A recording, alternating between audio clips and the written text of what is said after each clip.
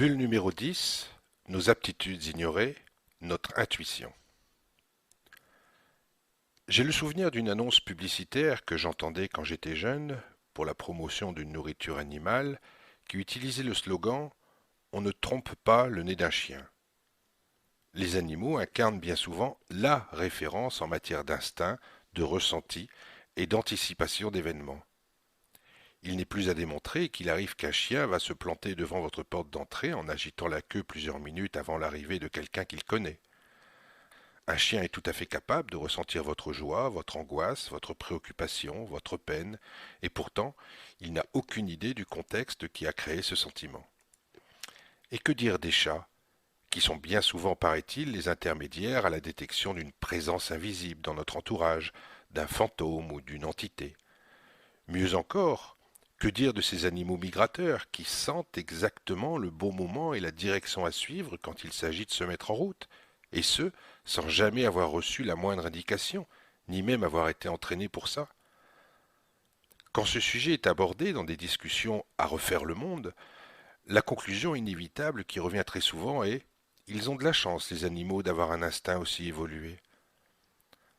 Sans vouloir dénigrer la face évoluée de l'être humain, si nous considérons notre origine la plus basique, nous sommes des mammifères, tout comme le chien ou le chat. Alors pourquoi n'avons-nous pas, ou je devrais plutôt dire n'avons-nous plus, cette faculté de ressentir et d'anticiper les événements? Nos grands-parents et leurs ancêtres, quand ils voulaient savoir ce qui allait arriver, utilisaient la communication avec la nature.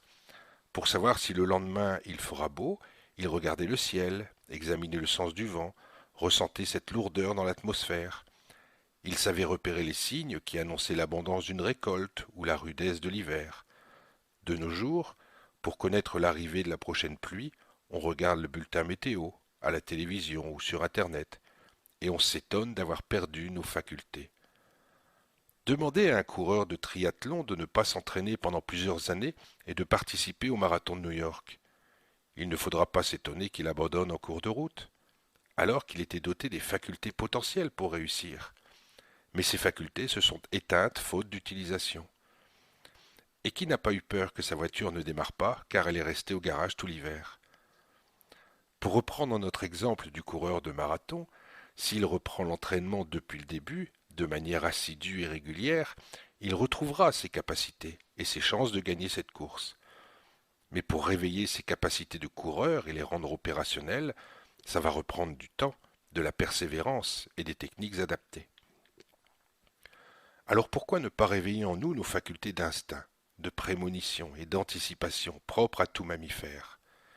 Il est vrai que cela prend un entraînement adapté à ces facultés que l'on souhaite réveiller, mais elles sont là. La preuve, c'est qu'on a tous entendu un jour une personne s'écrier ⁇ Je le savais !⁇ au moment où l'on donne la solution d'une énigme qui a servi à animer une partie de la soirée. Et n'avez-vous jamais eu le sentiment de savoir qui appelait votre téléphone avant de le décrocher? La confiance dans la présence en vous de ces facultés sera un élément clé à leur réveil. Ne cherchez pas à vérifier si elles sont là. Partez du principe qu'elles sont là et concentrez-vous sur le fait de les réveiller. Pour prendre une approche qui sera reprise plus tard, la croyance n'est pas suffisante. Il faut être dans l'évidence. Tout comme on se fixe un poids objectif pour se motiver quand on commence un régime, ou tout comme on se fixe une distance à parcourir et un temps donné quand on commence un entraînement physique, tout comme on se fixe un niveau à atteindre dans n'importe quel sport, fixez-vous des petits objectifs pour réveiller cette capacité que nous avons tous. Pourquoi ne pas vous fixer comme objectif d'aller à la porte d'entrée avant votre chien la prochaine fois qu'un ami ou un parent vous rendra visite? Faites-vous confiance. Dans ce domaine, acceptez de vous tromper, mais n'abandonnez jamais, et vous risquerez un jour d'être très agréablement surpris.